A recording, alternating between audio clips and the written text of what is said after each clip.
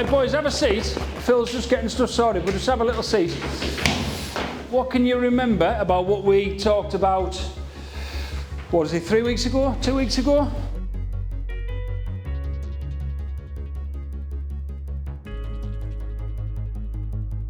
Fountains and drains. Don't know why I did that. I always had a good hand off. Fountains and drains, what else?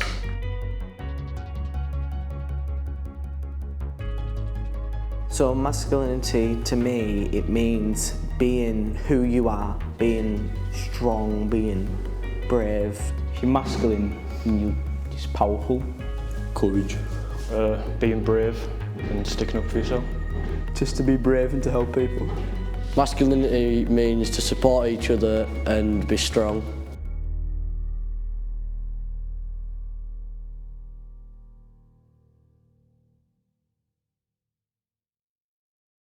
On the match days and even training, those team building exercises, you winning as a team, losing as a team, and the same can be said of construction. You know when you're doing well as a team because you're rewarded and you get the pats on the back and things like that. When you're not doing so well, it's hard work, you're under the cosh, you know about it, but that's when you kind of know you've got to pull together, and things like grassroots sports can help sort of pave that way for you in later life. From when I was young, you think you know everything, you know what you're going to do, the direction you're going to go in. If you'd have said to me, you know, like we've spoken before, you know, if you'd have said to me 4 years ago you was going to move to Cumbria, I'd have said, no, I'm not, because I live in London and I've always lived in London. But, you know, life changes, doesn't it? And you have to adapt, and it's sometimes for the better. And I didn't realise until I moved up and lived here, you know, there isn't the huge infrastructure that London's got. The money that's spent in London isn't available here. How do you feel about Zebras being the one that's been picked to do this project? Happy about it because we haven't really had much, and from what we've built from when we were like under sevens and to now winning County Cup and everything, it's like mental, it's unreal. Today we're doing a cracking project funded by Morgan Sindel Group. So we've been lucky enough to be selected to run a masculinity project with a local rugby club. And they are currently just down there. We've been on the pitch this morning doing an incredible amount of work around masculinity. What is it? What does it look like? Positive side versus the toxic side. And we're having a cracking session. You know, it was a bit shouty at first. You obviously had your natural leaders in the room, but then when they were encouraged to, you know, listen, take a step back, think about things, you know, you're going to achieve that. You're going to knock a serious amount of time off your best time at the moment. And they took a step back, they learned, they talked, worked together, because that's what it is, isn't it? It's listening and talking, communicating is the key. I think the session that we did a couple of weeks back, it was definitely something we needed to do, bring us all together, realise who we are, what we are, and why we're a team. I thought it was inspiring because it brought everyone together. Bits and pieces were different, like I hadn't seen before. Like that first thing we did where it was like everyone has to touch one counter in the circle or whatever it was.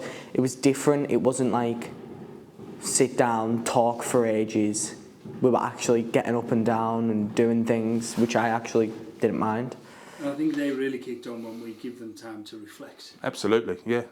Yeah, and it's a brave thing to do, because some people, you know, they don't feel they've got the time to do it. But a person who can to reflect on your actions, or you know, did that go right? Was that the best way of doing things? You know, again, you're going to make mistakes. So there's going to be times where you go, no, I didn't make the right choices there. But you're absolutely right. It's learning from them. An encouragement, isn't it? That's what I liked in there. Even though there was a lot of banter and a lot of, you know, communication, and it was getting very excited, you know, but they encouraged. I didn't see any negativity in there as such. There was, you know, it was allowing people to speak, which they got to grips with in the end, didn't they? So why do you think it's important for us, how old are you, 15? 14. 14, why do you think it's important that at 14 years of age we're starting to talk about mental health and what it is and what it looks like? Because most like men kill themselves at like our age point, so So it's better for us to talk about it now.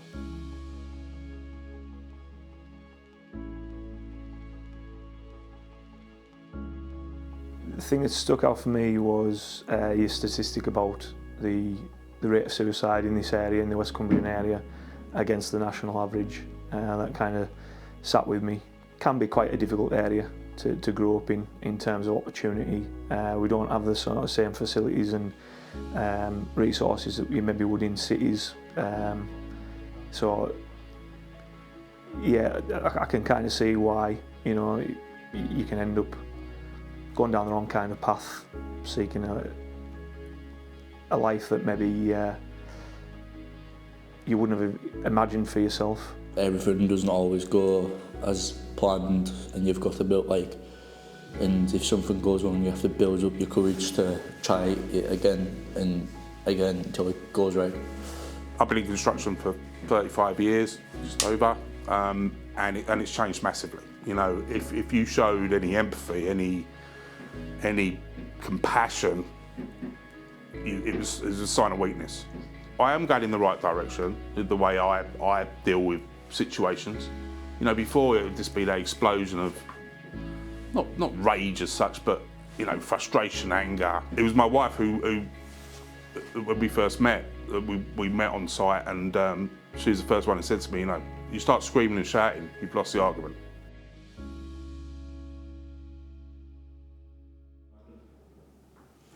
As a kicker, what do you do before a kick to get yourself in the best possible frame of mind?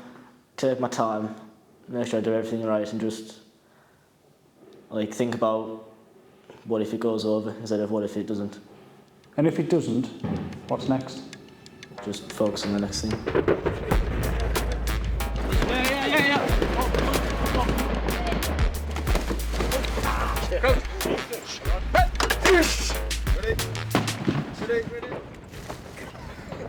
How does rugby and thinking about jobs, because we've done some site visits, how does all that stuff help shape you? Like leadership, communication, teamwork and commitment. You get to be in a team with other people and it helps you be brave. I'm around good people and they like boost me and I feel like I can boost them as well. Because you're smashing into people. It's like toughens you up, doesn't it? Teamwork, confidence, bravery, stuff like that. Every job involves at least one skill you do on a rugby pitch. Listening, that's a skill. It's basic, but it's a very valuable skill that every place needs. And it's a non-stop, you're always practicing on it, you're always working on it during training sessions, during matches. It's every skill you do, it's there. It's no matter where you go, no matter what you do, it is just there. The construction industry hasn't got enough people involved in it, and there's a huge amount of opportunity. And I'm very passionate to hopefully be able to, you know, show them what opportunities they are, and when the jobs start in Cleatormore, we'll be definitely inviting some more people, so they'll be, you know, be able to see what's involved and what's available to them. What advice would you give someone, or maybe yourself in a few years' time, if you were struggling a bit? Just that it gets better. Find your people and speak to them. Like, pour your heart out to them. Gets better, and to speak to people, like speak to the right people. It gets better, and just keep pushing and pushing until it gets better. I won't always be in that place, and it'll get better.